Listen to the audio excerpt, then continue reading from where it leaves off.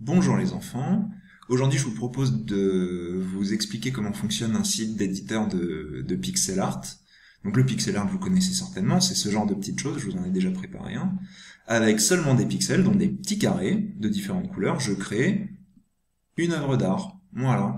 La première que je vais vous demander, ça sera, regardez ici, je peux choisir le cadre de mon œuvre. Donc moi je vais vous demander ce nombre impair, bizarrement, de 13 par 13. Alors on vous dit, est-ce que vous voulez bien redimensionner votre zone de travail? Oui, pas de souci. On y va. Pourquoi 13? Parce que ça va vous permettre de faire l'axe de symétrie en rouge, bien au milieu. Si je fais 13, et mon axe de symétrie...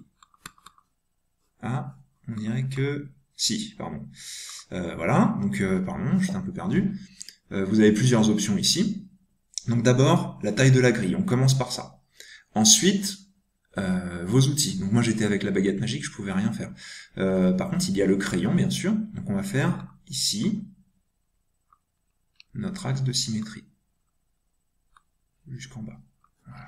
Et je vous ai demandé 13 parce que 13 ça permet d'avoir 6 de chaque côté. En général quand on fait un axe de symétrie qui est pas bien au milieu, il y a des erreurs. Donc voilà ce que je peux vous proposer. Ensuite il y a bien sûr une petite gomme. Voilà. Il y a très important précédent si j'ai fait une bêtise. Ça peut fonctionner aussi avec CTRL Z. On peut revenir avant, après, ça c'est vraiment très pratique. La seule chose qui est très importante, je vais vous le dire tout de suite, si vous revenez en arrière après avoir fait un dessin sans avoir levé le doigt de la souris, ça va être très compliqué. Là par exemple, je ne lève pas du tout la souris, j'ai dit que j'avais fait une bêtise, paf, ah mince, j'ai fait une bêtise, je vais revenir en arrière, et qu'est-ce qui se passe? Ça enlève tout.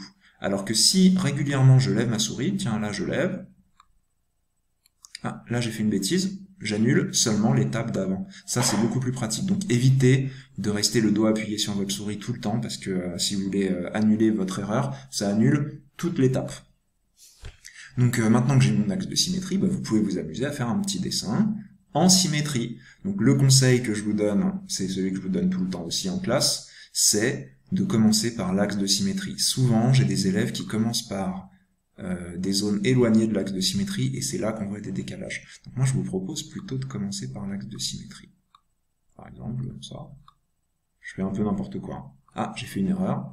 Je reviens en arrière. Je vois qu'il y a un petit carré de 4 ici, je fais la même, je prolonge.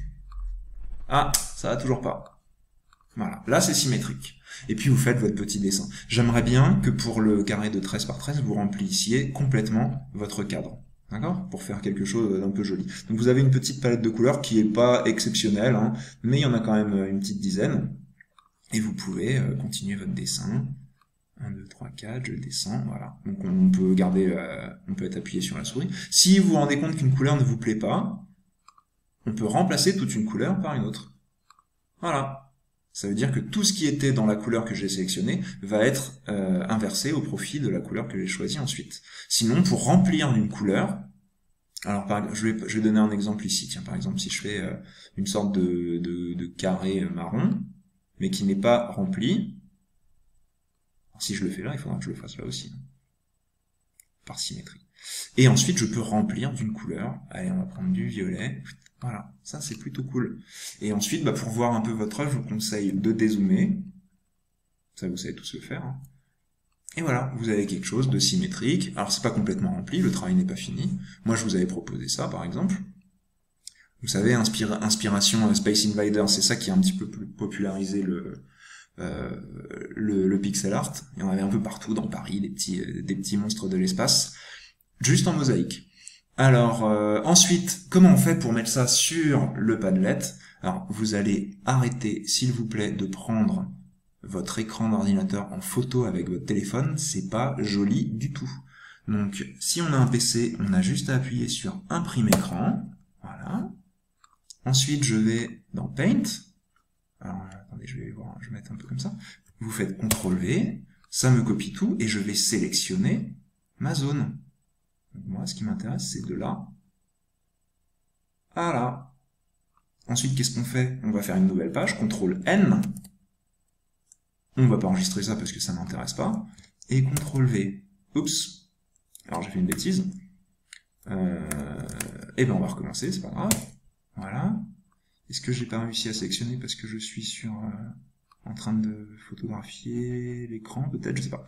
CTRL X, CTRL N, j'en veux pas, CTRL V, et voilà. Et ça, vous l'enregistrez, alors j'ai mal découpé parce qu'avec la copie d'écran, c'est pas pratique, le partage d'écran, mais ça, c'est ça que je veux voir sur une tablette, c'est pas une photo de votre écran d'ordinateur, ça c'est vraiment pas joli. Hein. Voilà, ça c'était pour la petite information par rapport au screenshot que vous me faites un peu n'importe comment.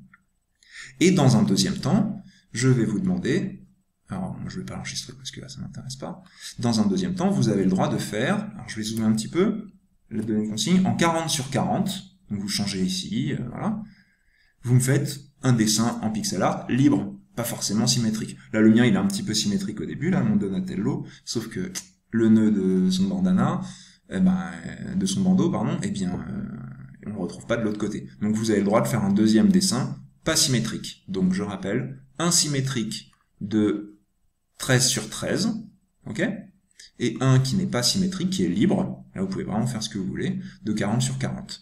Et moi je vous conseille, ça donne toujours un petit côté jeu vidéo à l'ancienne, de mettre quelques petites nuances de couleurs pour faire comme des ombres un petit peu. Vous voyez, j'ai pas mis les mêmes violets là, ça c'est une technique classique en pixel art.